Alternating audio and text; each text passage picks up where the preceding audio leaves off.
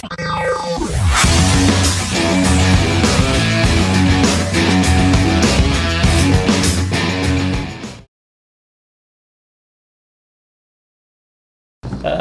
galera, estamos aqui para mais um videocast da Quesito e estou aqui com a doutora Tamires. Olá, tudo bem?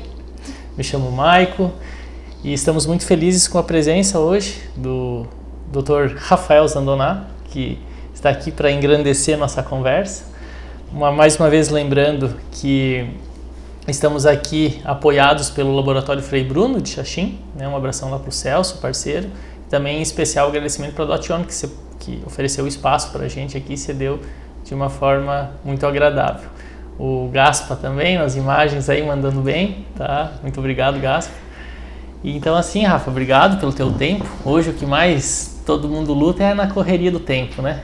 E aí, tudo dedicado ao teu tempo, por mais pequenininho que seja, né? É glorioso, então muito obrigado pela tua presença.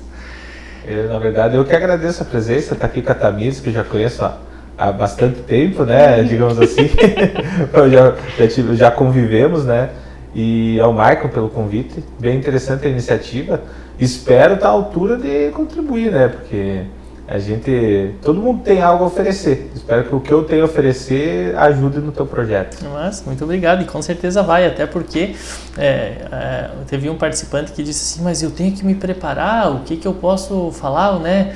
Eu falei, cara, a gente está buscando pessoas que têm o seu conceito de sucesso, e por um motivo ou outro ela está lá, né? Ela chegou lá. Sim. E possivelmente existam conceitos, orientações ou até desaconselhamentos, né, do que fazer e do que não fazer, né? E hoje, para que a gente possa crescer dentro de uma carreira, nós sabemos que a modelagem é tudo.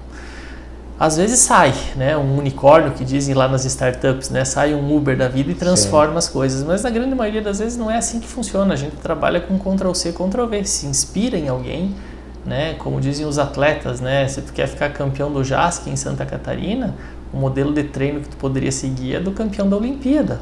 Se você treinar como ele, você vai talvez mais chance de chegar lá. Então o que a gente busca? Pessoas que a gente admira, pessoas que, como você, trazem, engrandecem a odontologia da região.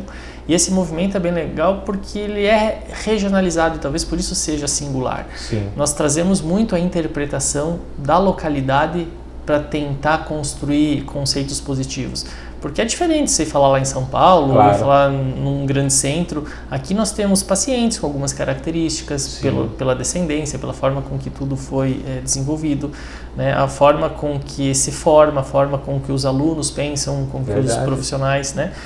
Então hoje a gente queria te ouvir, e eu sempre brinco, não tem muito do que se preparar, porque a gente quer falar de ti. Né? A gente quer falar, né? Quer falar sobre o dia a dia, sobre as experiências, sobre o começo. Não tem o que estudar, tá enraizado já na gente, né? Então é contar a história aí. Né?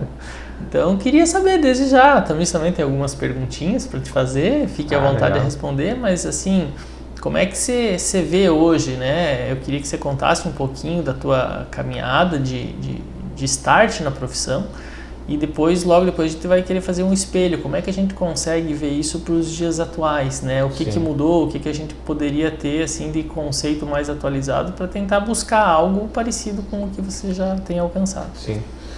Acho que eu, como todo mundo, tive a oportunidade de conhecer pessoas inteligentes, pessoas corretas, e busquei me espelhar nelas, né? Independente do sucesso financeiro que a gente diz, né?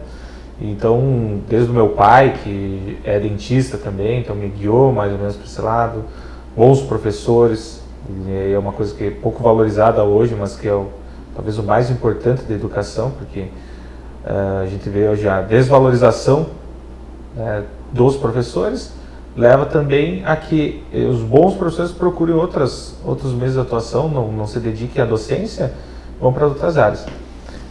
E claro, essa questão do dia a dia com colegas, com os alunos, né? Eu sempre gostei de dar aula por essa troca. Até agora estou um pouco afastado de dar aulas, estou mais num modo palestra, porque estou me dedicando mais à família agora, mais ao consultório, e como não é tão valorizado, né, no sentido de financeiro mesmo, a aula, a gente sabe que quem dá aula hoje sabe que paga-se muito pouco. E não só por isso, claro, mas aí eu tive que tomar a decisão, olha, eu quero ter mais tempo, então eu vou me dedicar a coisas que me rendam mais, e aí eu tenho mais tempo para ficar em casa, com a família, fazendo as coisas que eu gosto. Mas, principalmente acho que isso, assim, essas pessoas que passaram pela minha vida até agora, e que me deram conceitos. Eu até brinco, tem um professor lá de Pelotas, o professor Mário, que era da cirurgia, um especialista, mestre e doutor em cirurgia bucomaxilofacial pela USP, e que foi quem me disse para não faça buco. Eu até brinquei com isso, como? Por que tu falando isso, né? Ele até brincou comigo, olha, se você quiser ficar em hospital, perder a noite, não vai para esse lado. Se tu quer isso, vai. O que tu quer? Né? O que tu pensa? Assim, não, eu quero trabalhar, mas eu quero ter tempo também. Então, tá surgindo tem uma especialidade meio nova aí, que é o implante, vai para ele e tal. Porque até na época, quando eu me formei, no estado de Santa Catarina, tinha 2 cursos de especialização em implante só, e só no litoral. E eu até acabei fazendo em São Paulo. E é o que eu me identifico hoje. Então, eu sempre brinco, eu teria que voltar lá para Pelotas, levar um belo de um presente, porque foi um conselho dado no meio de uma cirurgia que eu estava auxiliando ele, e que mudou minha vida, porque hoje eu me dedico exclusivamente a implantodontia. E se não fosse ele me dizer, talvez eu tivesse ido para buco, que claro, eu também admiro, mas eu digo, hoje pensando no perfil que eu trabalho, não seria o ideal, entende? Então esses conselhos que você vai tendo, e você, claro, tem que estar pronto para escutar e executar. Porque também se receber um conselho e não utilizar ele, não vale de nada, né? Na hora certa, parece que vem esses conselhos, né? Porque a informação, ela circula. Isso também é o nosso objetivo de hoje, né? Pode ser que na conversa de hoje saia algo, ou alguma citação que faça um start. Se uma pessoa, uma só, né, escutar e dizer assim, olha, valeu a pena para mim, você mudou uma vida e você mudou várias, porque todos os envolvidos com essa pessoa vão ter suas vidas transformadas também. E quando eu digo, para mim, esse conselho que ele me deu mudou minha vida, mudou então a vida, atingiu meus familiares, meus pacientes, meus alunos. Né? Não sei se em outra área eu teria a satisfação que eu tenho no implante. Perfeito. E ela foi logo na sequência da graduação? Foi no último semestre da graduação. Já foi para o implante. Tanto que daí, quando eu me formei em junho, em agosto eu já comecei a especialização em implante. Porque, como eu disse, na época tinha essa dificuldade que não tinha na região, então você tinha que procurar fora.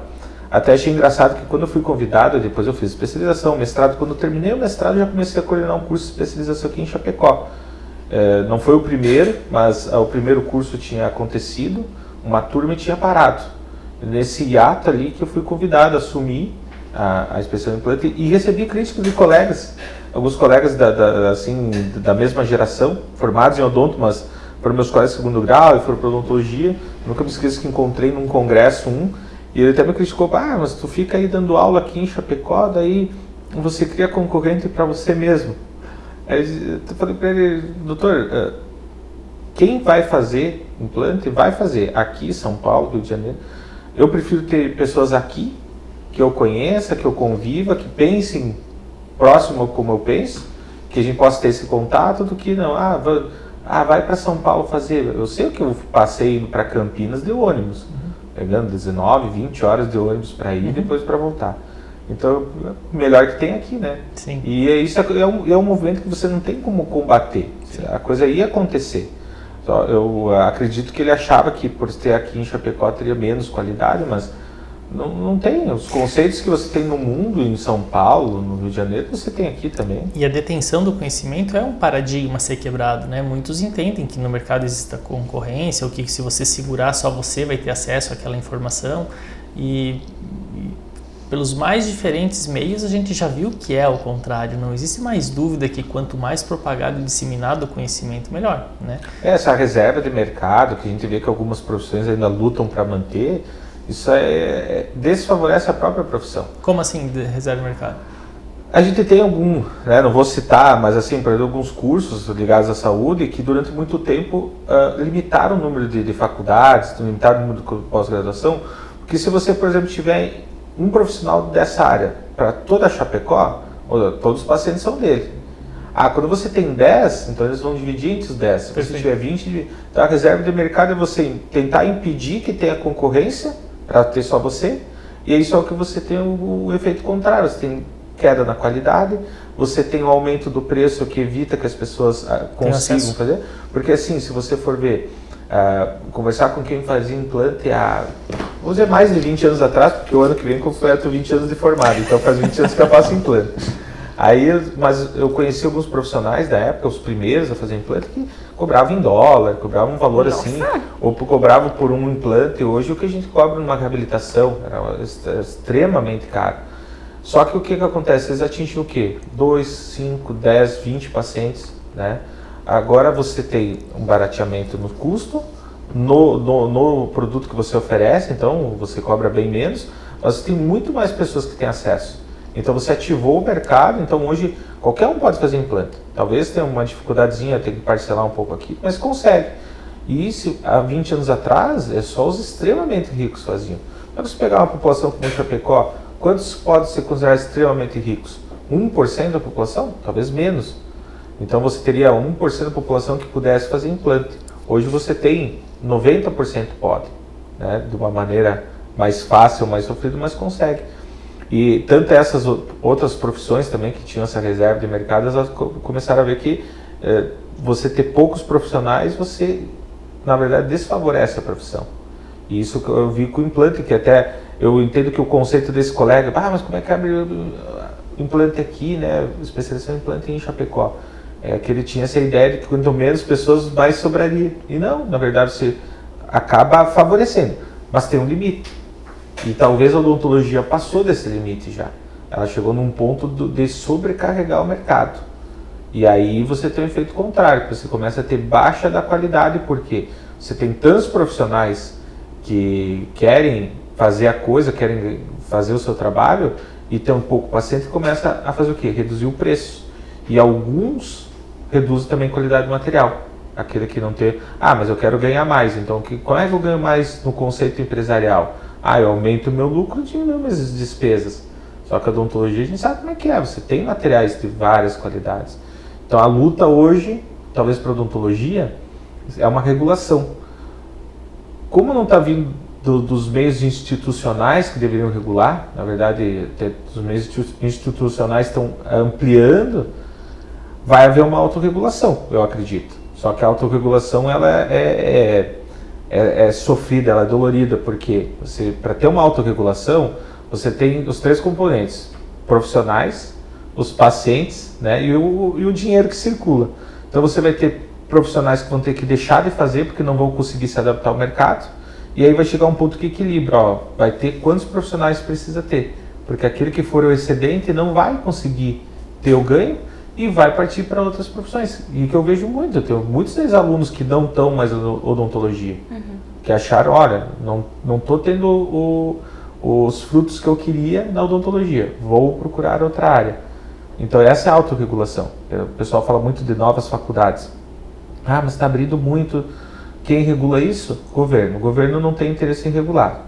Está livre demanda, pode abrir quantos quiser. Só que tem um limite do que comporta a região. E aí quando atingir esse limite, vários vão ter que procurar outras profissões, né? E é claro, aí a gente já viu isso acontecer, né, em outras áreas. A gente já viu na engenharia, já viu no direito.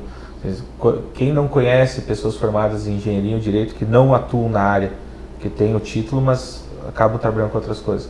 E o odonto está acontecendo a mesma coisa. É um fator de mercado, simplesmente, né? Perfeito. E teria o que fazer para que a gente não perdesse nessa autorregulação talentos escondidos? O que eu vi até hoje, né, mesmo com os alunos, tem vários fatores que levam a pessoa a atingir o sucesso. E a gente se concentra muito quando está na faculdade na questão assim, habilidade manual. Quem tem habilidade manual, quem não tem. Ou ainda, quem tira notas melhores em prova ou não. E isso eu vi com o tempo que não quer dizer nada no pós-formatura. Na vida, no comércio, isso aí quer dizer pouco. Porque você vai ter o fator, a pessoa ser boa no que faz, eu acho imprescindível, mas não é só isso. A pessoa tem que ter conhecimento técnico, tem que ter. Só que às vezes você sai e você acaba caindo assim, olha, eu tive a oportunidade de ter meu pai que era dentista, então foi me guiando no início. Tem vários hoje que tem pais dentistas, tios, e aí já tem um start, um início. Agora tem vários outros que são bons profissionais, mas acabam caindo, às vezes talvez numa clínica, mas com um dono que não é nem da área, que tem um outro conceito, porque eu não gosto de criticar clínicas populares, que a gente chama, né? As clínicas fazem parte do dia a dia. Eu me importo muito mais quem é o dono dessa clínica. Porque se você pegar mesmo as franquias, se você pegar um administrador que seja da área da odontologia e interessado em fazer um serviço bem feito, ele vai fazer. Agora, se você pegar alguém que não é bem interessado no profissional, mas só no lucro, ele acaba pegando esse profissional que está formado, incorporando, muda os conceitos dele e ele começa a desgarrar do caminho. E aí vem aquela discussão, o que é sucesso? Para alguns, sucesso é quanto você ganha. E para mim, né, e para várias das pessoas que eu conheço, os que a gente chama bem-sucedido, não é só o financeiro. Tá em vários conceitos assim de trabalho, de respeito ao paciente, as normas, e o dinheiro acaba vindo. Só que aí você pega um bom talento e coloca para ser instruído nos primeiros anos por pessoas que não são corretas, acaba se perdendo. Acaba ficando, não, então para ter sucesso eu preciso ter dinheiro. Então eu vou fazer tudo para ganhar dinheiro. Não importa quem eu vá aferir. E aí depois de uns anos você não muda mais. Como se fosse corromper, né? Corrompe. Até eu sempre brinco nos processos éticos lá do conselho, a gente tem mais intuito de punir os que corrompem do que os corrompidos. Vou dar um exemplo. A gente tem uma cirurgia que é totalmente vedada na odontologia, que é a otoplastia, que é a cirurgia em orelha, tá? Orelha de abano, o que for. E começou a ter uma escalada muito grande, um crescimento muito grande desse número de cirurgias e pessoas e dentistas divulgando e denúncias, e a gente começou até assim, em poucos meses estourou, começou a ter muito caso, uma coisa que era rara. E aí a gente surgiu do Conselho Federal a possibilidade da suspensão cautelar, que é você suspendeu a atividade do dentista por 30 dias, só que tem regras a cumprir. Uma delas é quando põe em risco a saúde pública, né, a saúde dos pacientes.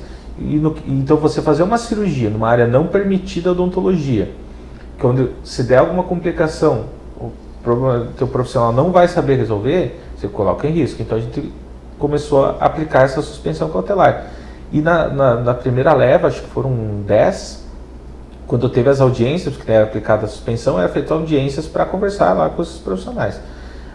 Estava lá um que era professor e 3 que tinham sido alunos desse professor. E aí, quando estava na audiência, imagina para você ficar 30 dias sem trabalhar, para qualquer um.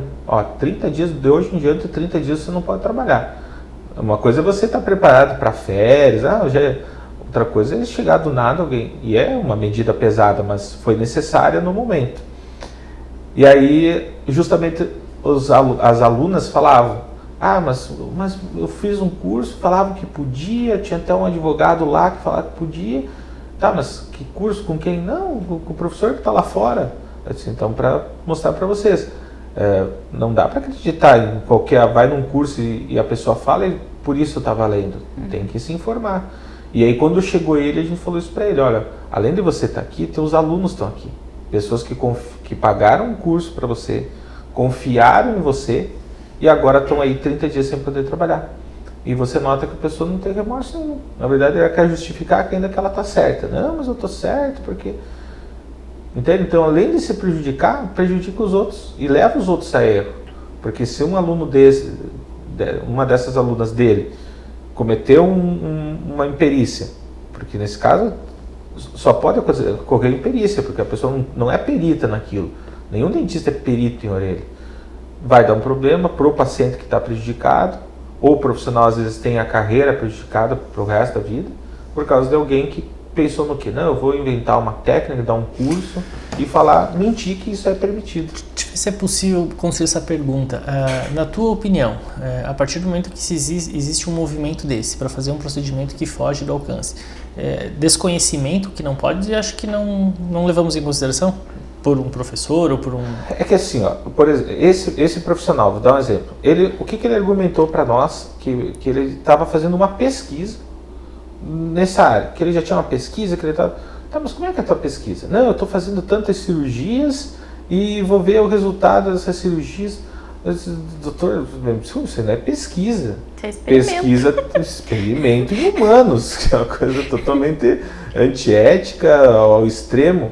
Eu disse, pesquisa tem método, pesquisa você tem que ter um projeto, você tem que passar por um comitê de ética, que nunca no mundo um comitê de ética aprovaria essa pesquisa. Agora você quer me dizer que isso que tu está fazendo é uma pesquisa, que é o argumento assim, eu faço uma pesquisa, atinjo o resultado, e aí vou lá e depois defendo que o que eu estou fazendo é certo. Porque embasamento científico é uma coisa que se fala muito hoje em dia. Ah, mas tem especialistas que falaram tal coisa, tem embasamento científico. Então, só que o pessoal não está triando assim, tá, mas embasamento científico não é em um artigo numa revista lá da China. Entende? Você tem que ter um grupo de pesquisadores. Então, o que aconteceu com o implante? O implante, durante 20 anos foram feitas pesquisas antes de se lançar uma técnica. Então, a gente fala muito do professor Branemark, né? Quando que hoje você teria alguém 20 anos pesquisando uma coisa até dizer, ó, tá, isso é assim e vai dar certo, né? Tá 20 anos a gente está estudando. Não, hoje em dia você surge uma técnica cirúrgica ou um material, num mês, no outro mês já está no comércio. E aí depois de anos você vai ter o resultado, olha, se não é bom. Tá, mas em todo mundo que a gente fez. E eu vi durante a minha vida profissional vários procedimentos que surgiram e desapareceram. Por quê? Porque surgiram, eram bons, eram ótimos, depois de um tempo começa a dar problema, não ser tão bom e some. Então tem esse conceito deturpado de alguns profissionais. Sim, entendi. Imagina o cara dizer que vai estar fazendo uma pesquisa em humanos. Sim. E na cabeça dele e na argumentação dele, ele está certo. Ele está fazendo algo bom para a odontologia e está fazendo totalmente o contrário. Eu já faço alusão aí, descendo alguns degraus de gravidade, né? A questão ali da exposição de mídia, TikTok, dancinha, comercialização da odontologia, o que a gente busca tentar responder, né? Será que essa odontologia mais mercantil, né? Que trata como um produto e não como uma promoção de saúde, será que ela visa que nível de sucesso? É uma pergunta que a gente não conseguiu chegar à resposta. Será que busca sucesso de reconhecimento? Será que busca sucesso de questão, vamos dizer assim... Própria autoestima, sabe? Tu vê que alguns profissionais, e eu tive até, logo no início que eu comecei no conselho lá no comitê de ética, teve um ex-colega meu que fez umas publicações assim, e ele é um exímio cirurgião. Até esse tempo atrás, até eu vi ele fazer uma técnica, mandei um recado, cara, me manda aí as imagens dessa técnica, interessante. E ele publicando no Instagram fotos assim de cirurgias, né, e sangue, e paciente todo aberto e tal. Aí eu peguei e liguei para eles, cara, tira isso aí da internet. Não, mas eu quero mostrar o que eu sei fazer. Eu disse, cara, não é assim que tu vai mostrar, entende? Então é um bom profissional, opera bem, mas estava com esse conceito de que ele tinha que mostrar isso nas redes sociais. E a gente sabe que não é legal. Eu falo muito nas palestras, assim, você expor um paciente, expor uma situação, ou expor tecido, sangue, em meios científicos é uma coisa, agora numa rede aberta é outra. Até usei um exemplo de uma palestra seguinte, se você pegar o conceito do que é uma arma, né? E as redes sociais hoje são uma arma, como um carro é uma arma, como a arma de fogo, né? A arma de fogo, você, na mão de uma pessoa treinada, experiente, pode trazer coisas boas. Na mão de qualquer um, pode fazer só problemas, né? E a internet está muito assim. Ela deu poder, né? Deu poder para a comunicação, só que aí existem diferentes níveis de compreensão dessa comunicação, sim, ou talvez nem níveis de compreensão, até imaturidade e desejo acelerado de sucesso. Né? A gente entende que tem essas mudanças de geração. Se tu pegar teus avós, né, quando na geração dos teus pais, tá louco, tá tudo perdido, porque no nosso tempo a gente, né, trabalhava de manhã até de noite. Aí nossos pais já vieram com outro conceito, nós viemos com outro, e a nova geração com outro. Então a gente também, como mais velho, tem que se adaptar a essa nova geração. Ela é uma geração mais acelerada, é uma geração que já nasceu dentro das redes sociais. A gente não sabia o que era a rede social, surgiu, a gente mexe um pouquinho. Então assim, só que o pessoal está com esse conceito de que o sucesso do Instagram, que a gente brinca, porque você tá lá, você se forma numa turma, daí tu vai ter um colega lá que tá postando fotos em viagens maravilhosas, trocou de carro, não sei o que, e daí você começa a sentir, pô, eu não tô viajando, eu não tô trocando de carro, o que eu tenho que fazer para isso? E o pessoal tá muito nessa exposição, tudo que faz, né? Você vê aquelas pessoas que comem, onde foi, o que viu, aquela coisa, e o pessoal tá nisso, sabe? Fica vendo algumas pessoas que passam essa imagem de sucesso e se espelham. Até a gente teve agora, antes de começar, a gente estava comentando de um profissional que teve a clínica lacrada agora essa semana e tal, por algumas irregularidades sanitárias, mas tu vê que muitos profissionais que são informados seguem essa pessoa e tem ele como modelo de sucesso. Por mais que a pessoa faça errado, prejudique a odontologia, tenha vários processos, né, olha aqui e diz, não, mas ele anda de Lamborghini, eu também quero, o que ele faz? Se ele fez isso, eu vou fazer também. Então ele corrompe, e aí como a pessoa tem essa busca pelo sucesso o mais rápido possível, porque daí se espelha, mas tem um fulano lá que com 3 anos de formado já era rico, eu também quero ser rico. Só que a que ponto você está disposto a sacrificar a ética, a moral para atingir esse sucesso? E o que a gente vê é que tem pessoas que não têm escrúpulo nenhum, elas sacrificam qualquer conceito para atingir o lado financeiro. E aí você tem pessoas que combatem isso e que são extremamente criticadas, né? Mas você está criticando porque você não quer que as pessoas ganhem dinheiro, se dê bem. Não, eu quero que todo mundo ganhe dinheiro, todo mundo se dê bem. Agora, vamos seguir as mesmas regras. Se todo mundo seguir as mesmas regras, claro que lá na frente uns vão se dar melhor, outros pior, é a vida, né? Até porque quando é postado esse sucesso, essas coisas no Instagram, a pessoa não vai postar o caso que deu errado. Justo. Ela só vai postar o que deu certo. Só o sucesso. Ela vai postar que ela tá viajando, mas ela não vai postar o que ela teve que fazer para viajar.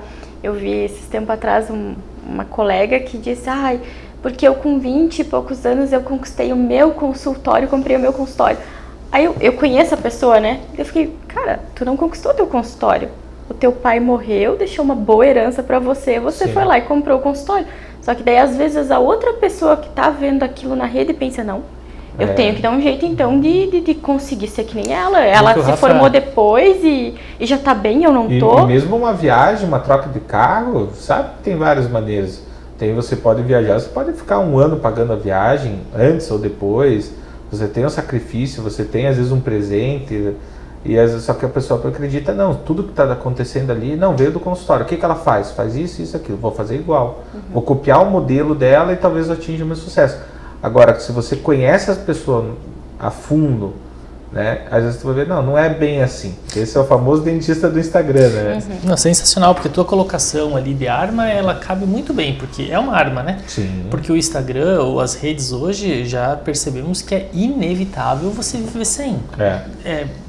É uma identidade já, é o RG, já Sim. É uma rede, a pessoa, né, ela busca. Eu já ouvi de profissionais mais jovens, não, às vezes tem graduação, eu já vi que rede social só dá problema, eu já me abdiquei, não vou ter, né? Sim. São opções extremistas, eu imagino, mas que sabendo usar e sabendo lidar, aquilo Sim. pode trazer ganhos muito legais para o desenvolvimento da... Até o que eu falo, o que eu entendo só, e eu falo para algumas pessoas, porque a gente quando, por exemplo, lá no conselho, tem uma denúncia ética da pessoa, por alguma infração, alguma publicação irregular, a gente tem o departamento lá de fiscalização que vai entrar nas redes sociais das pessoas e vai ver se tem mais alguma coisa, uma irregularidade. Daí a gente recebe no processo já os prints, não só daquele motivo da denúncia, de tudo que tem errado, até para poder instruir em cada imagem, isso aqui está errado por isso, e aí você vê que as pessoas confundem o Instagram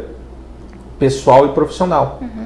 E aí você tem assim, não é nada, digamos assim, não é proibido, mas você tem lá fotos tuas no lazer, fotos com a família, dente, cirurgia e tal, no meio. Aí assim, mistura muito. E o que eu digo para mim, por exemplo, né? Eu tenho minha rede social como pessoal. Então, assim, entrar lá não vai nem ver que eu sou dentista, né? Mas eu optei, eu tenho tenho as redes sociais, mas para ser social mesmo, não para o profissional. Aí tem a clínica, que tem o Instagram da clínica, que é estritamente profissional. Então lá eu não posto nada meu, da minha esposa, a gente não posta nada. Lá é profissional.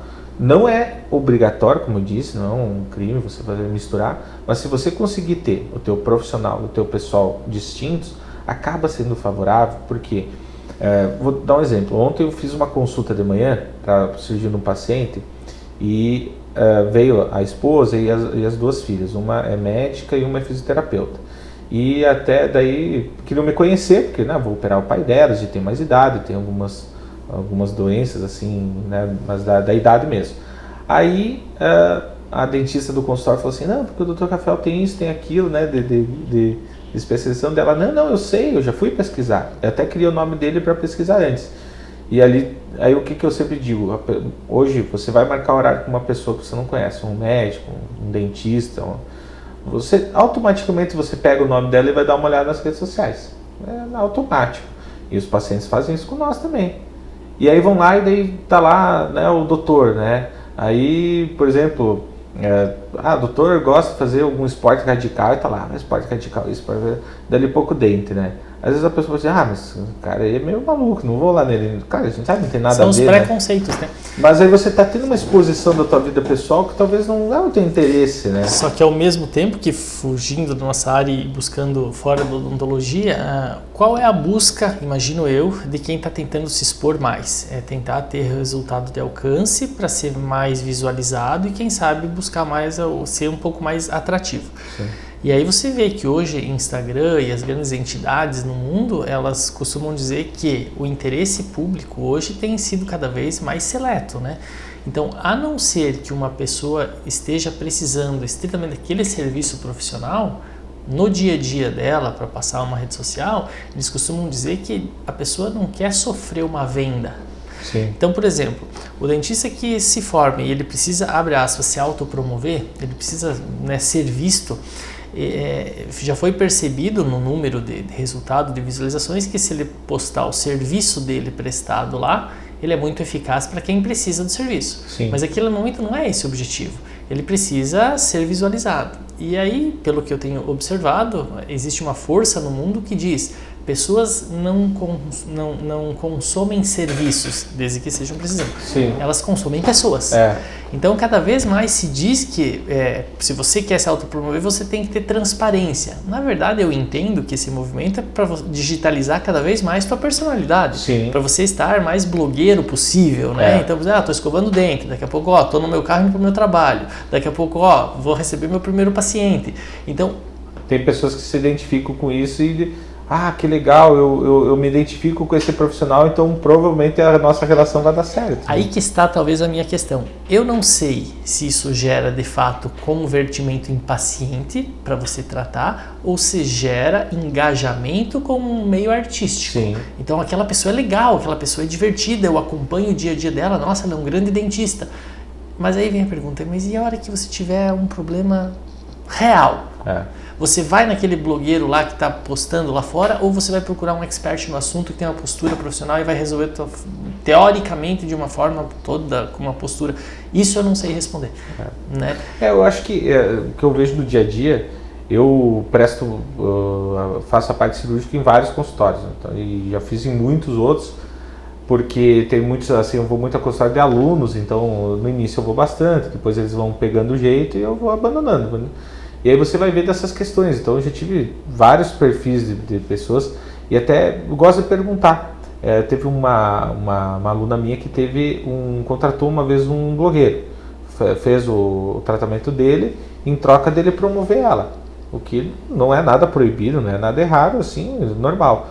E até perguntei assim, trouxe algum retorno no número de pacientes, porque daí você pega a pessoa que tem essa abrangência nas redes sociais, faz um tratamento nela e ela vai te divulgar para os seguidores. Ela disse que teve resultado. Ela disse, não, pior que sabe que vários pacientes eu recebi e tal, que me falavam, não, eu vim aqui, então a gente está num mundo diferente, porque eu perguntei isso, porque eu veio de uma época que isso não existia. E daí eu me questionava até, será que isso funciona ou não? E realmente funciona. Agora, já vi vários profissionais que utilizam dessa estratégia, mas tem a maneira correta e a maneira errada.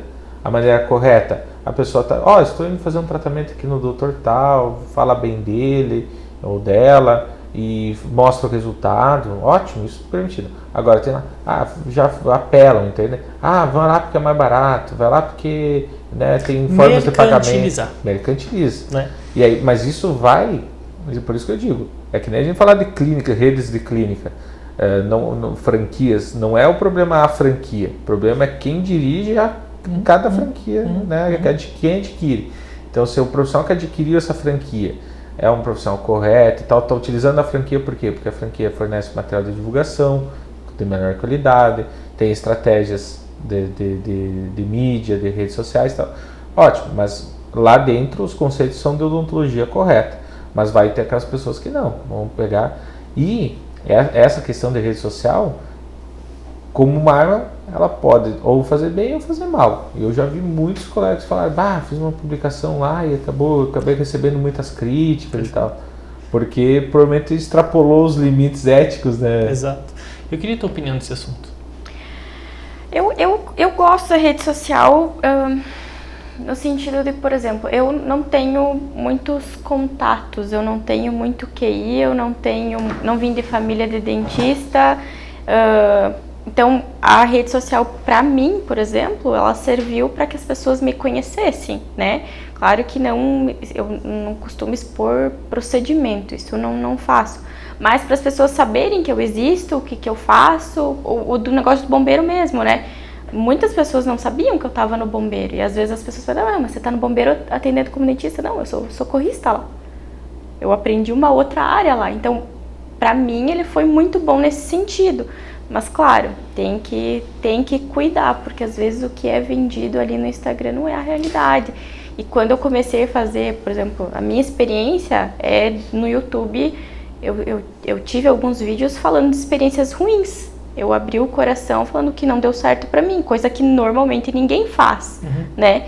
Então, pra mim, eu utilizei da rede no Instagram pra ser conhecida e o YouTube para que as pessoas que estivessem na mesma posição se conectassem comigo.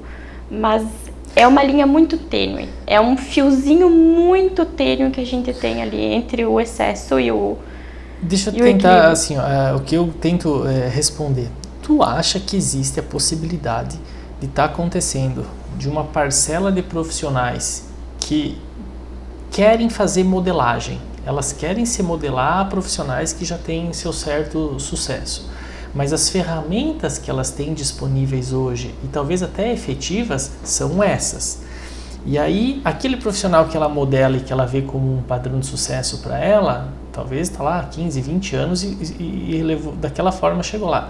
Tu acha que existe a possibilidade daquele indivíduo, aquele profissional mais jovem, querer chegar onde chegou aquele profissional, mas está usando essas ferramentas que tecnicamente são incompatíveis com aquele nível de resultado? Pode ter um viés ou...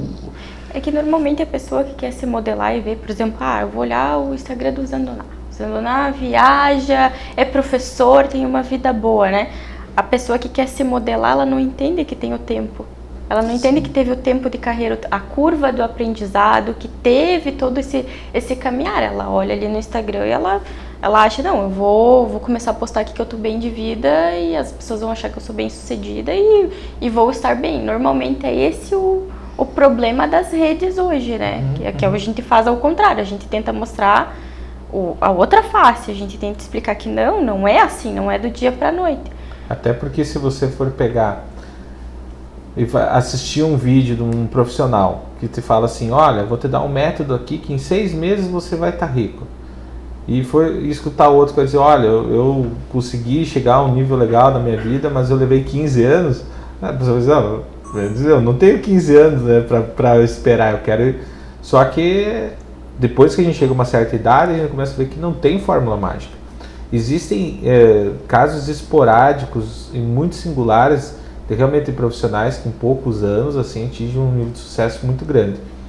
Só que tem tantos fatores que levaram a isso que não é simplesmente porque ele fez uma coisa e tudo deu certo. Não, é um conjunto de coisas, até assim, as questões familiares, o suporte que essa pessoa teve, as oportunidades que apareceram, às vezes uma oportunidade única só para aquela pessoa. Só que às vezes elas suprimem essa informação. Elas gostam de acreditar até que eu cheguei onde eu tô porque eu sou iluminado, porque, né, eu sou melhor que os outros. Não, são oportunidades.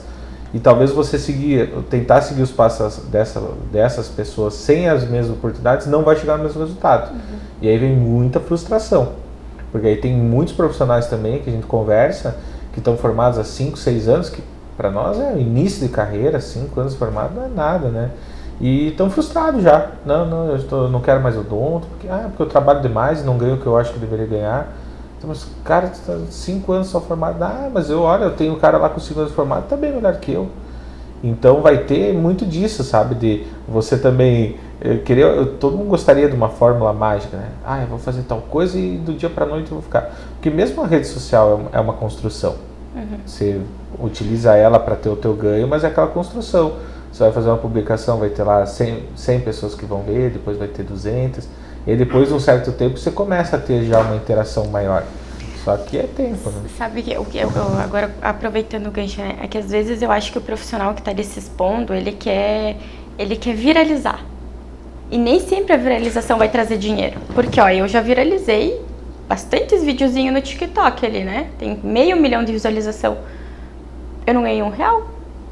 Eu não ganhei R$1 Mas quem tá vendo lá tá dizendo, nossa, ela deve estar ganhando muito dinheiro. Exatamente. Vou fazer igual ela. Vou fazer igual. E daí depois não dá o resultado e diz assim, olha, mas como que ela ganha? Até porque falavam pra mim no início, tu dá aula, né? Deve ganhar muito dinheiro da aula. Eu falava, olha, eu ganho muito mais dinheiro no meu consultório. Se eu trabalhar, às vezes uma manhã no meu consultório, eu ganho mesmo do que uma semana dando aula. Mas por que tu tá aqui então? Porque tem outras coisas que tu ganha dando aula. Você tem satisfação pessoal, você tem essa interação com os alunos, que eu sempre gostei. Mas as pessoas de fora, deve ganhar rios de dinheiro porque dá aula. Não, o ganho é outro, não é financeiro. Só que as pessoas de fora sempre acham. Aí depois acontece, me convidar para dar aula em tal lugar, mas paga muito mal. A realidade é essa. Se você quer ir para o lado da docência, não vai pensando que vai dar aula, que vai ganhar dinheiro. Você vai ganhar outras coisas. Só que o pessoal tem esse foco, né, financeiro.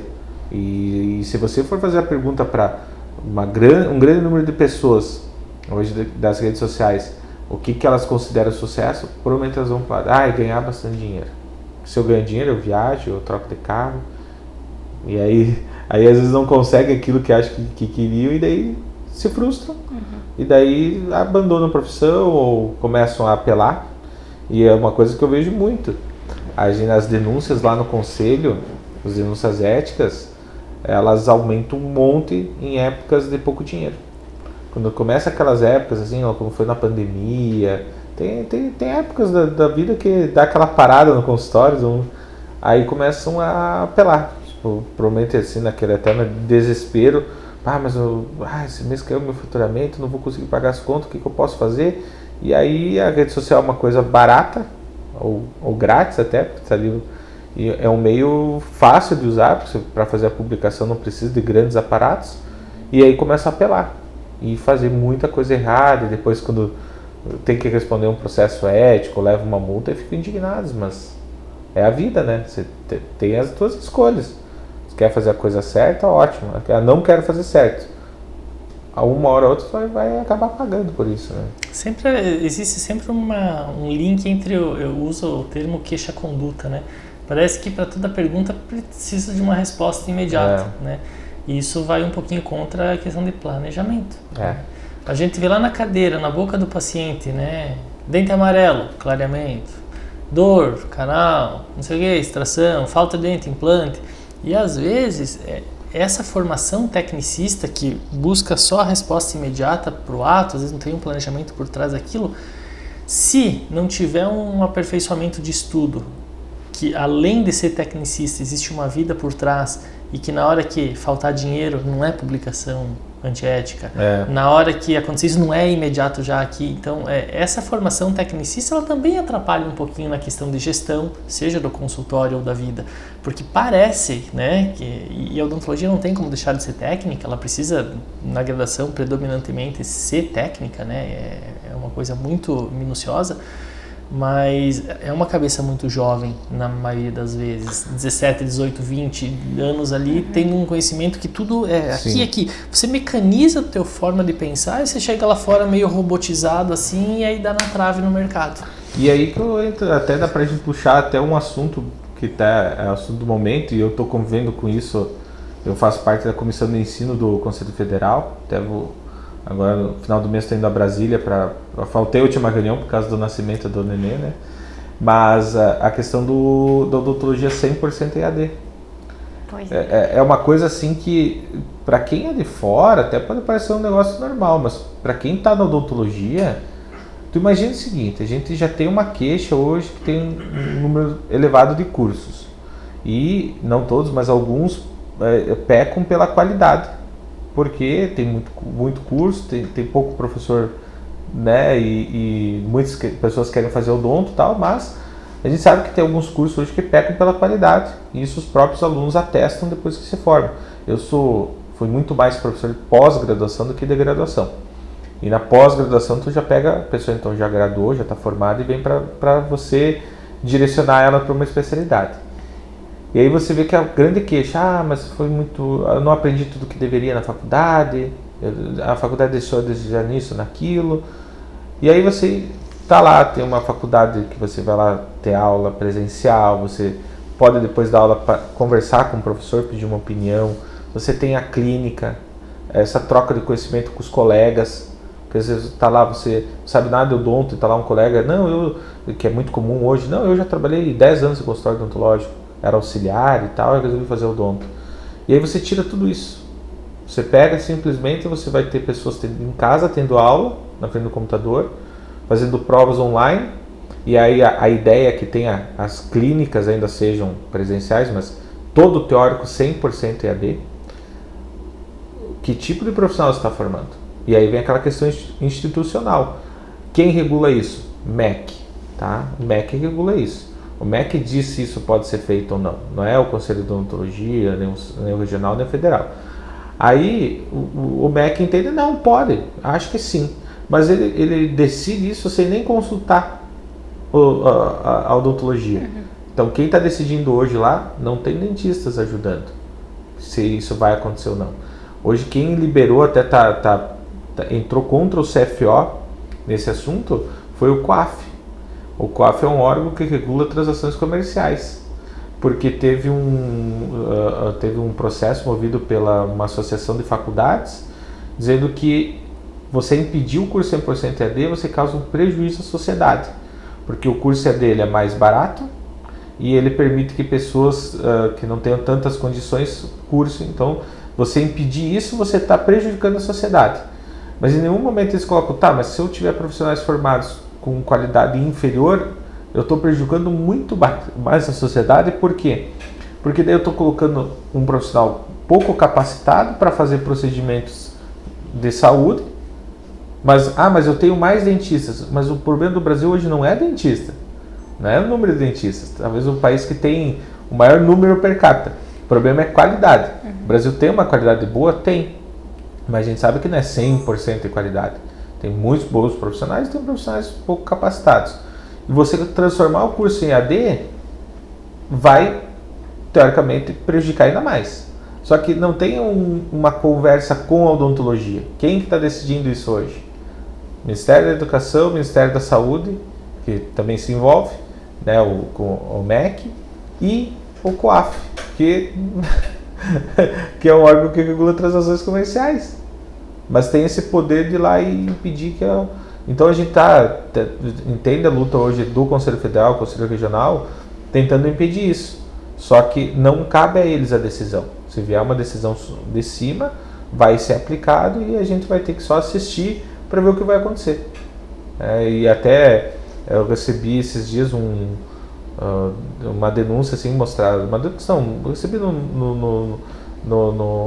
nas páginas do conselho lá, que mostrava um curso de odontologia com a mensalidade a R$200, R$199. Então se for a questão de curso barato, beleza. Qualidade, a gente vai descobrir no futuro. E até porque, assim, a odontologia, ela é prática, ela precisa... Eu lembro até hoje que a minha primeira anestesia que eu fiz, eu estava tão nervosa que eu não conseguia parar de tremer a mão. O professor veio, pegou na minha mão para fazer anestesia junto. O conselho de professor, que nem você falou ali que um conselho do professor foi o que mudou a vida profissional depois, também a gente precisa disso durante o período de faculdade. E fazendo EAD, a gente, infelizmente, a gente não tem essa relação tão próxima, né, com o professor, a gente não tem esse aconselhamento, Querendo ou não, a gente procura os professores depois de formado. Eu mesma, né, fui no consultório do senhor lá pedir conselho e tudo mais. E me preocupa muito como que esse aluno, além da qualidade baixa, vai cair de paraquedas no consultório depois. E eu entro de acordo com o que vocês estão falando, porque a nossa constatação ali hoje não é a odontologia técnica no desenvolvimento dos nossos participantes da quesito, né? Já está lá como top 5 comunicação, a conexão com a outra pessoa, seja com o teu auxiliar. Existem aquelas postagens no Instagram que diz, né, 100% dos teus pacientes são pessoas, 100% dos teus colaboradores são pessoas, 100% das pessoas que vão vender para você são pessoas. Como não há uma possibilidade de dar certo, no nosso ponto de vista, você aproximar a prestação de serviço odontológica com a prestação de serviço de outros segmentos, que não precisa o corpo a corpo, não precisa a sinceridade, a honestidade, a conexão, a confiança entre uma pessoa e outra. Então esse corpo a corpo, para a promoção de saúde, e a promoção de saúde não seria vender, né, tratamento dentário, ela humanamente não tem como concordar que possa dar certo. Uma coisa que eu estava conversando esses dias sobre, por exemplo, assim, a questão da distância, né? Então a gente, antes da pandemia, as audiências eram 100% presenciais lá no conselho. Então quando tinha em Florianópolis tinha que estar lá, todo mundo, aí vai denunciante, denunciado, conselho, advogado. E aí quando veio a pandemia a gente parou por um tempo, mas uma hora vai ter que retomar. Vamos fazer por videoconferência. E funcionou muito bem, assim, porque aí você consegue ter uma audiência, porque audiências são coisas rápidas, são 15 minutos, 20 minutos, meia hora no máximo.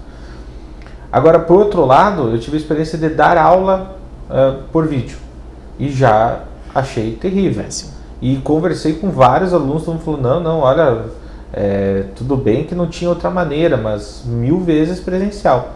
Então quem teve a experiência de viver disse assim, então teve essa questão do videoconferência para algumas situações, ótimo, deu resultado, funcionou. Para outras não. A objetividade ela é bem-vinda quando a gente precisa ter resolução de algum tipo de problema. Sim. Ensinar, transmitir conhecimento ou experiência não é resolver problema, é transmitir.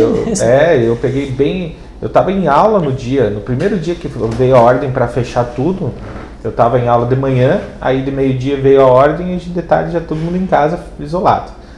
E aí bate aquele desespero, mas eu tenho muita coisa para fazer. Vamos adaptar ao online.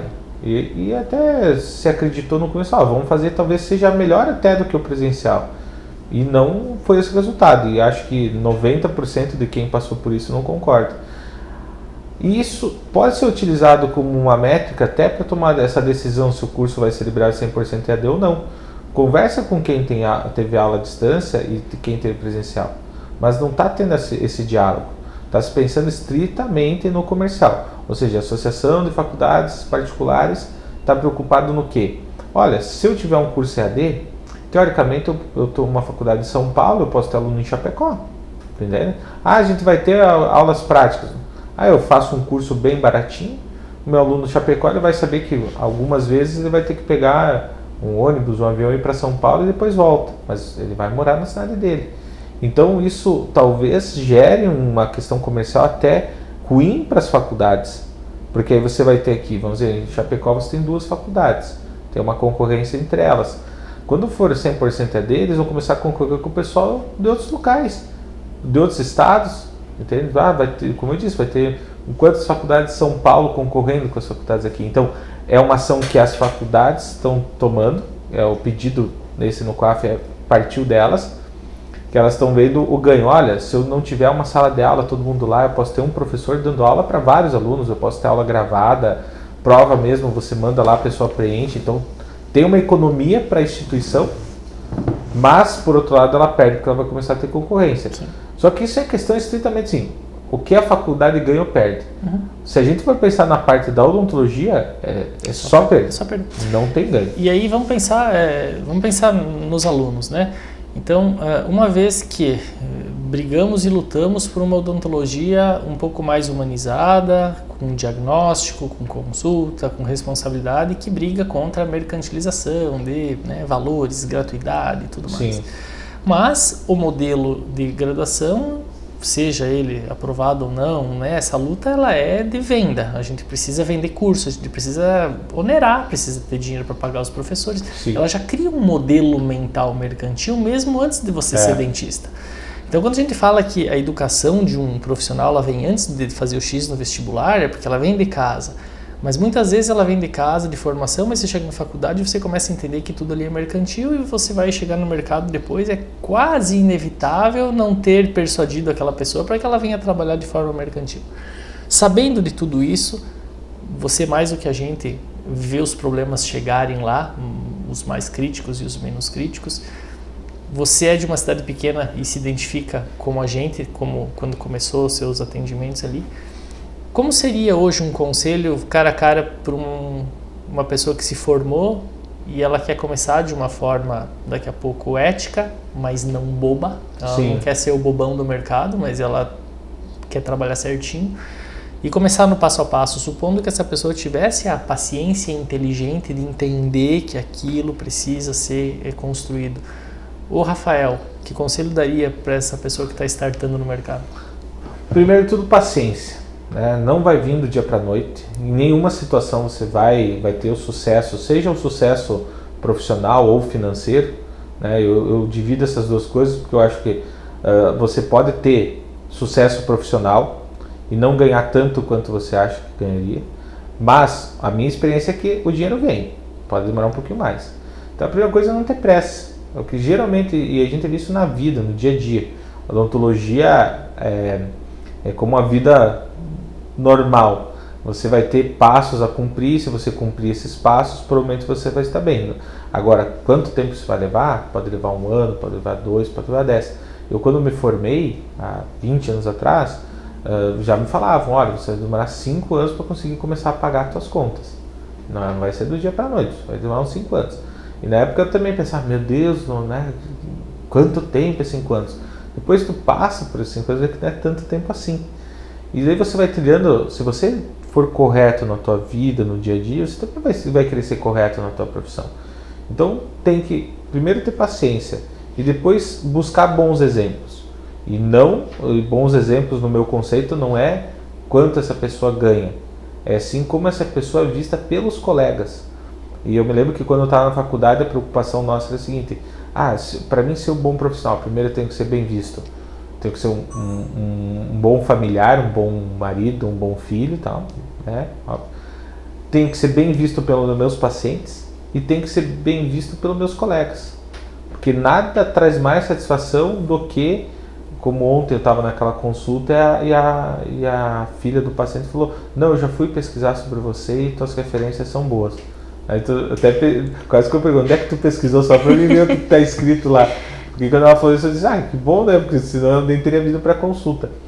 E se você quiser pular os passos, talvez chegue lá na frente e você tenha o sucesso financeiro, mas não tenha esses outros quesitos, não seja bem reconhecido pelos teus pacientes, nem pelos teus colegas.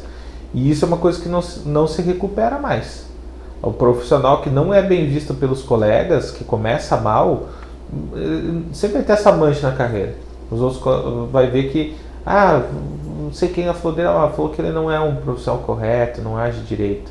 Então tem que se preocupar, porque talvez o que você construa nos primeiros anos de formado vão refletir pro resto da tua vida profissional. Então essa pressa que os agurizados de hoje têm, ele tem que tomar muito cuidado, porque isso vai prejudicar lá na frente. E aí talvez ela queira recuperar o conceito e não vai conseguir. Perfeito, muito bem. Gostei da resposta do reconhecimento das 3 partes, né? Que muitas vezes não é só do teu paciente, não é só da tua família, mas... Sabe que eu vejo, porque eu até brinco assim, você não tem como ser bom ser uma pessoa de caráter num ponto e mau caráter no outro. Eu acho que você ou tem bom caráter ou não. Então dizer assim, o cara é ótimo pai, é ótimo filho, mas é um péssimo profissional. Sim. Não digo na parte técnica.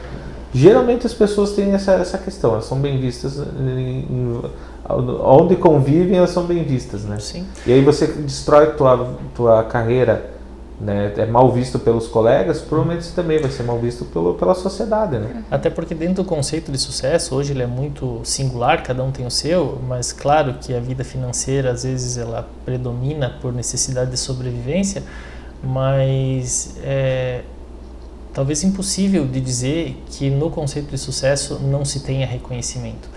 Muitos vão dizer, não, mas eu não quero apreciação pública. Não, e nem é isso que eu estou falando. O reconhecimento ele pode vir de um elogio do teu paciente no fim de um tratamento, né? Então o reconhecimento ele é uma sensação humana, né, de gratificação, e todos nós precisamos dela. Então por isso vemos tantos cases de sucesso desabando, porque muitas vezes você quer passeio na sala de espera, você alcança, depois você quer que a conta bancária seja legal, ela tá, e aí lá para as tantas, e às vezes não é cedo, às vezes é 8, 9, 10, 11 anos, você tá com aquele vazio, e muitas vezes é porque esse é reconhecimento. Então eu não tinha pensado nisso, mas esse reconhecimento de colegas que não traz nenhum ônus para você, não vai encher tua conta bancária, talvez uma indicação ou outra, mas na maior parte é só uma apreciação da classe mesmo, ela tem um valor no conceito de sucesso muito maior do que os primeiros faturamentos da carreira. E é uma coisa da odontologia que a gente já discute há muitos anos, que eu me lembro que desde que eu estava na faculdade se falava assim, dentista não gosta de dentista só fala mal um do outro e tal. E são coisas que a gente tem luta até hoje para mudar, porque até quando eu dou aula eu falo para meus alunos, a gente acaba pegando muitos pacientes que foram pacientes de outros profissionais e que vão ser pacientes de outros depois que passarem por você. E aí você tem esse negócio da maneira como você se refere a seus colegas, provavelmente vão se referir a você.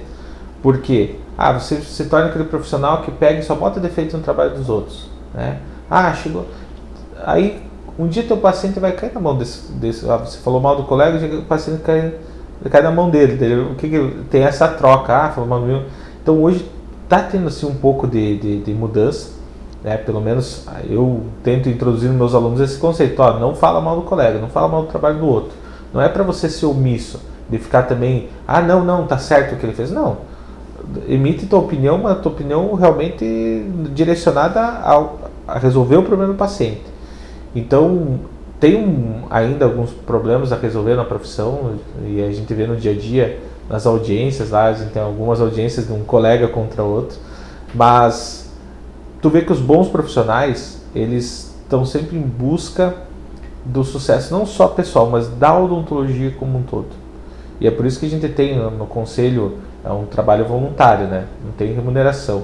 Você vê assim que você cada vez consegue mais colegas, bons colegas, que estão dispostos a ceder seu tempo, né? O tempo que podia estar em casa, com a família, em prol da odontologia. E isso é importante porque, como está tendo todos esses ataques externos, né?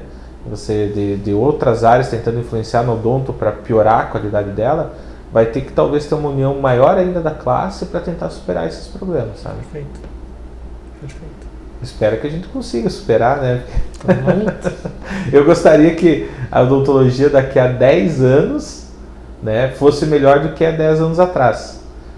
Mas o quadro que se desenha é que não. Que a odontologia está melhorando, talvez materiais melhores, técnicas melhores, mas o qualidade profissional não está evoluindo da mesma maneira. O desfecho, na verdade, né? O desfecho da união de tudo isso, né? Porque a tecnologia está lá em cima, mas está difícil de acompanhar, e o fazer está muito mais rápido do que o saber.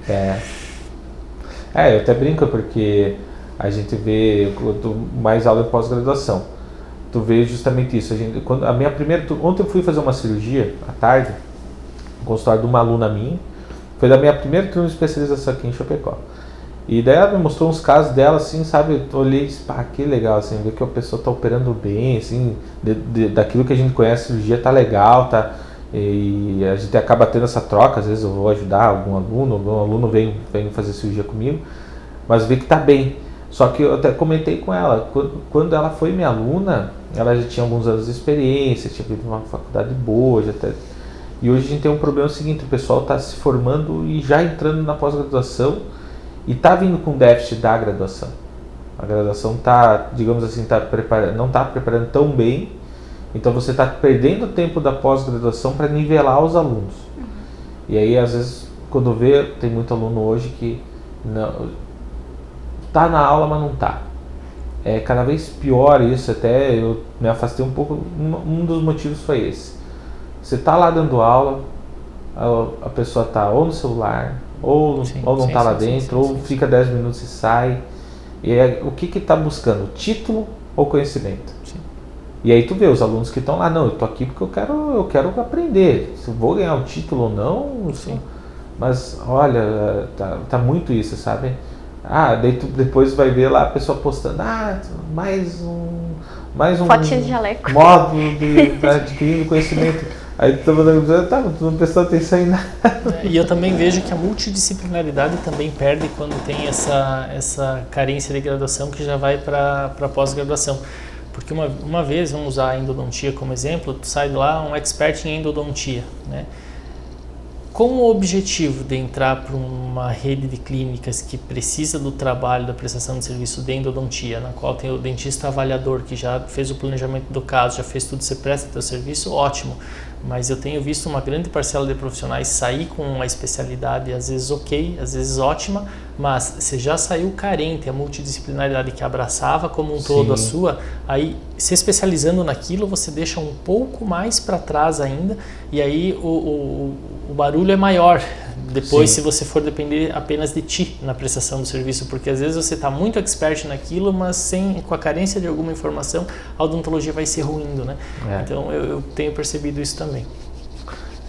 Assim, eu acho que a maioria dos profissionais envolvidos assim, né, nessa parte de odontologia, de faculdade, pós-graduação, os próprios alunos sabem quais os déficits a ser corrigidos.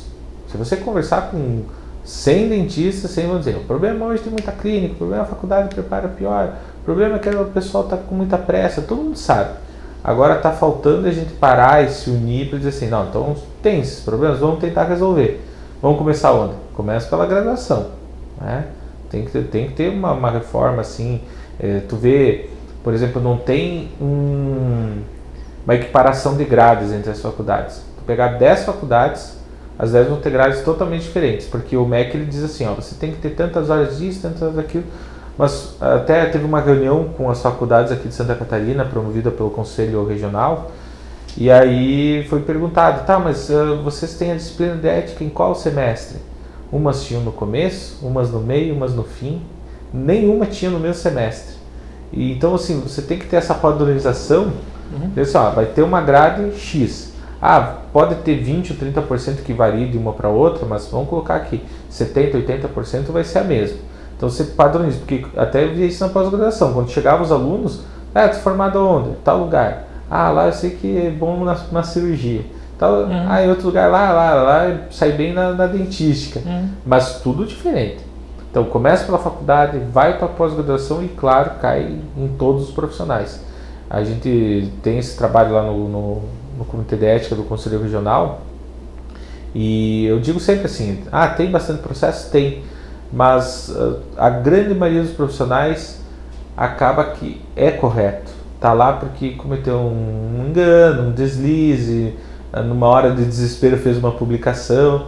A grande maioria quer o bem e entende isso quando está lá. Agora tem, vamos dizer lá, os 5% que não, 5% que nem estão para odontologia, se vai estar bem ou não, querem dinheiro, esse é o objetivo.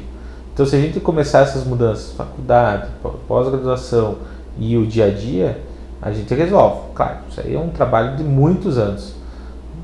Acredito eu que se a gente não tiver essas drásticas mudanças, porque como eu falei, o EAD para nós eu vejo como um desastre para a odontologia, né?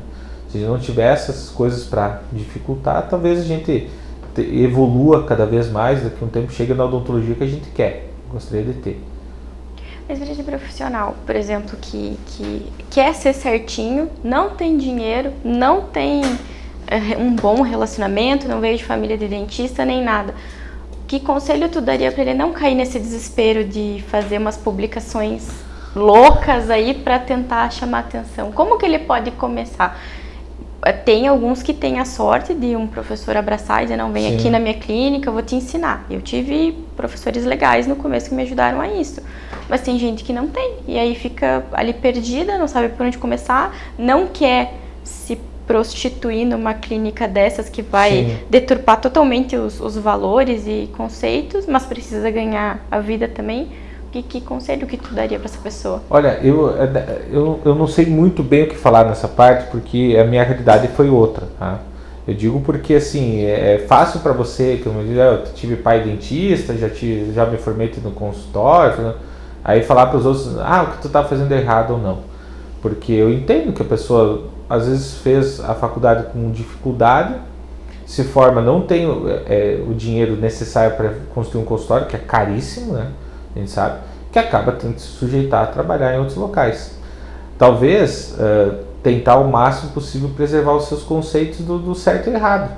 O saber dizer não, o saber, o que eu tô fazendo, não, isso que eu estou me pedindo para fazer não é certo.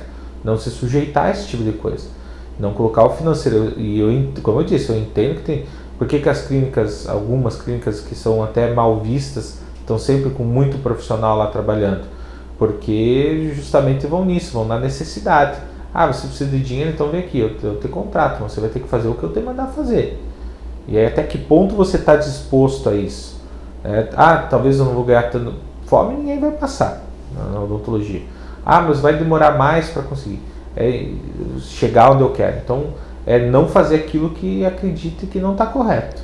Até a gente tem no Código de Ética, por exemplo, tem muitos profissionais que trabalham na saúde pública.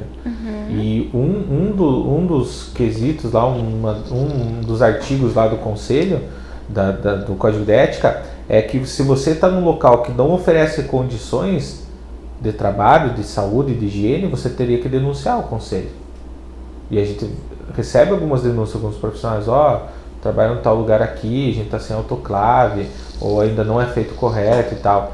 Mas é pouco. A gente sabe que tem muito mais problema. Então, você não tem obrigatoriedade de trabalhar, de sujeitar a uma coisa que tu sabe que não está correta. Agora, você também não pode dizer, mas eu estou precisando de dinheiro, então por causa disso eu vou fazer porque tu está pensando só em você. Tu está pensando nos teus pacientes, não está pensando na profissão, não está pensando em nada. Como eu disse, eu venho de uma realidade um pouco diferente. Mas tive também oportunidades na minha vida de fazer o errado. Talvez para ganhar mais dinheiro, mais rápido, e optei por não fazer. Eu até, quando teve um caso lá de uma audiência, que o profissional, mas com 2 ou 3 anos formado, eu tinha 5 ou 6 processos, né? Porque isso é perseguição comigo, não sei o quê, papapá. Mas, doutor, sinceramente, eu nem sei quem tu é. Eu não sei quem você é. Por que eu vou perseguir você? Por que o conselho vai perseguir estritamente você? Mas olha aí, eu estou formado há 3 anos, já tenho não sei quantos processos. Eu disse, olha, eu estou formado há 20 e nunca tive. Nunca gastei R$1 com advogado para nada, nem no particular, nem no conselho, nem nada. Então tem como fazer a coisa correta e isso vai se refletir nessa situação. Olha, agora eu estou com 20 anos de formado. Olha, tive problemas, tive erros e tive acertos, mas sei que tentei fazer o melhor. O sucesso e insucesso do tratamento não tem nada a ver com isso, porque se tem tratamentos que dão certo, todos dão errado. Mas eu vejo, como eu disse, nunca fui processado, nunca tive problemas éticos, nunca tive problemas na justiça, e isso reflete muito. Agora, esse profissional que está 2, 3 anos formado, já tem 4, 5 processos, como é que ele vai estar daqui a 20 anos? Talvez o que ele ganhou a mais, ele vai estar gastando em indenização depois, para paciente, para colega, para o que for, né? E uma mancha aqui, que nem a gente falou antes, não tem como apagar. Não, tu apaga. Até por isso, assim, a gente convida os colegas para participar, né? O Dr. Maico é da Câmara Ética aqui de Chapecó. Semana passada a gente estava nomeando uma nova Câmara Ética de Blumenau. E para poder fazer parte do conselho, câmaras éticas, comissões, para ser um conselheiro lá, delegado regional, tudo isso a gente precisa do nome do profissional e número de CRO. Aí vai lá e consulta. Tem pendência financeira ou tem pendência ética? Não pode ser nomeado. Tu entende? Então é um negócio bem assim, tu fica manchado. Tu tem uma condenação ética, tu tá lá, teu nome fica lá, vai sempre tá lá, foi condenado por tal motivo, tal. E isso ninguém apaga, até que se aposente vai estar registrado isso. Espero eu que chegue ao final da minha carreira e nunca tenha. Eu posso dizer meu pai é formado há 40 anos, meu pai no que vem vai ser remido. Remido é todo profissional que completa 70 anos, ele fica dispensado de pagar o conselho. Ele não para de trabalhar, ele pode continuar, ele está registrado no conselho. E meu pai está aí com 40 e tantos anos e não tem nenhuma condenação ética, nenhum processo ético, nada. Né? Eu tinha um professor na graduação que falava que ele dava aula de legislação, orientação profissional, era um cara experiente. E ele dizia que ele era um pouco pessimista muitas vezes, e essa é uma afirmação pessimista. Por melhor que você trabalhe, por mais certinho que você trabalhe ao longo da sua carreira, eu vou afirmar para vocês que vocês serão acionados juridicamente. Ao menos uma vez na carreira de vocês serão.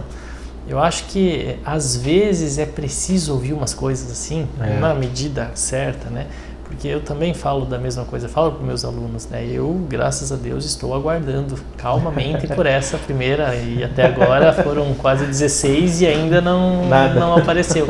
Mas é preciso continuar agindo corretamente, é preciso, porque nem sempre a interpretação do outro, né, é tal qual a sua. Então, possivelmente, em algum momento, por algum desacordo, possa acontecer alguma coisa, embora a gente sempre se esforce pelo melhor.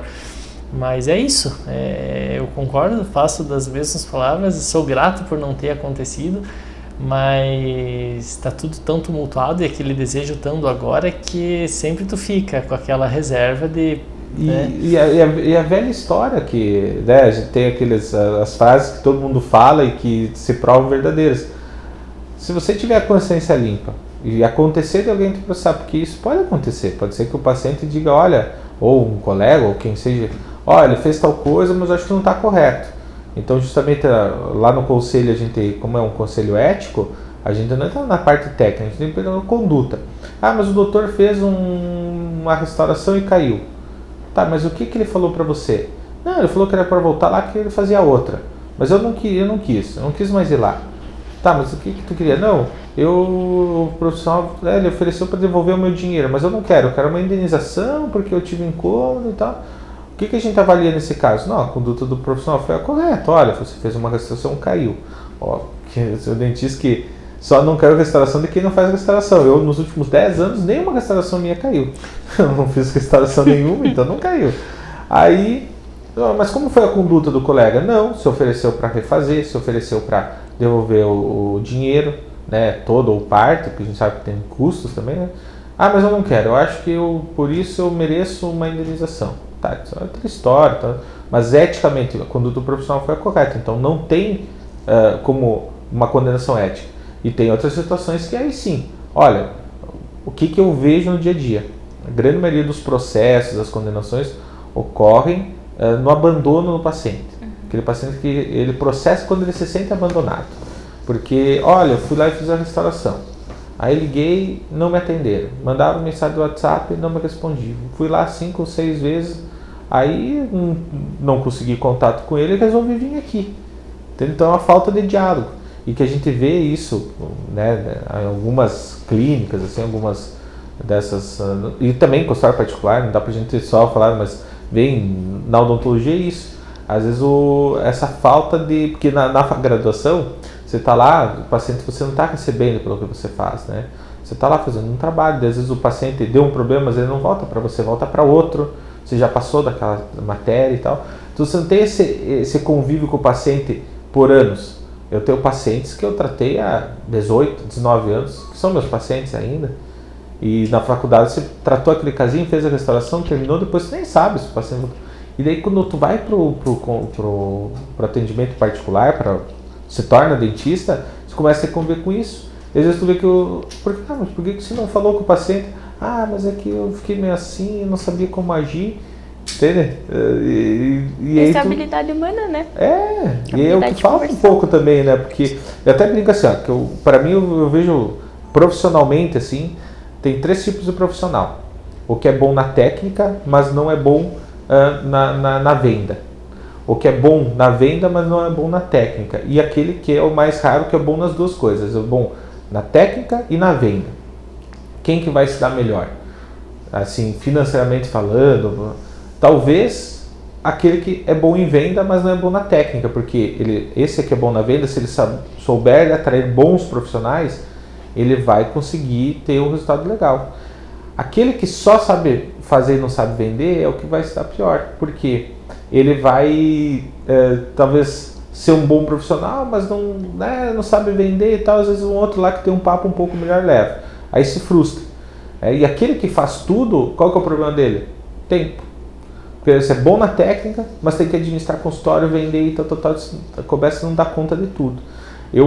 Hoje, como eu trabalho muito com prestar serviços para colegas, eu presto serviço para colegas que são bons vendedores.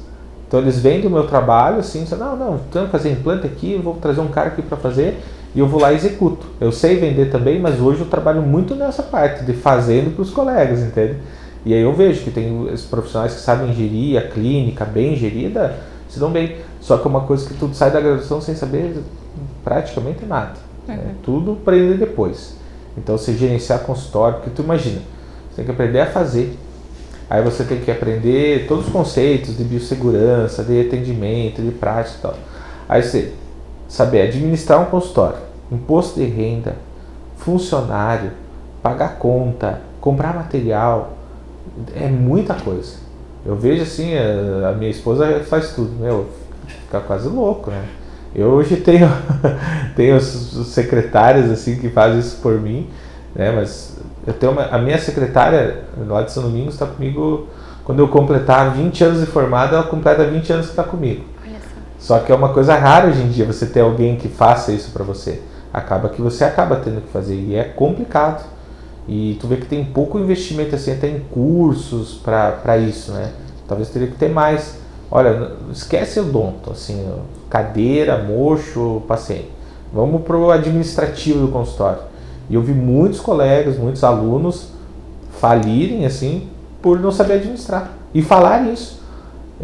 Olha, eu sei que eu sou bom no que eu faço, mas eu não sei administrar. Eu não nasci para administrar.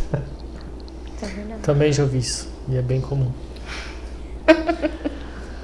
Muito bem, muito bem. Então, finalizando esse episódio, eu quero agradecer, em especial a DotOne, a Fábio, o Volney, que nos presentearam com esse local aqui em Chapecó, de uma forma muito carismática. O Laboratório Frei Bruno, de Xaxim, um abração lá para o Celso, família e equipe, que amizade de longa data. O Gaspa, pelo trabalho aí que vem nos ajudando. A doutora Tamires, que está aqui engrandecendo o evento, e em especial o nosso convidado, o Rafael Zandoná, que abrilhantou a nossa horinha aqui de conversa. Espero que tenha sido produtiva, né, para todo mundo. Com certeza. Falar sobre a profissão, né, que a gente vive, eu até brinco, me perguntaram uma vez por que eu estava no conselho. Se não tem salário, tá? Eu digo porque quando eu recebi o convite, eu pensei, tudo que eu tenho é da odontologia, porque meu pai é dentista, então eu devo alguma coisa à profissão, e acho que todo mundo tem que pensar isso. Às vezes aquele profissional que está fazendo a coisa errada, ele tem que parar e pensar, olha, eu fazendo a coisa da maneira errada, eu não estou só me prejudicando, eu estou prejudicando uma coisa que é muito maior que nós, que é a odontologia, a ciência odontológica. E é isso que a gente tem que ter um pouco nisso. Olha, eu represento uma classe, eu represento colegas. Se eu tenho que fazer bem a minha parte para que a odontologia cresça, que ela melhore. Então, estar aqui falando de odontologia com profissionais que eu admiro é excelente. Maravilha, muito obrigado. Isso aí, Gaspa.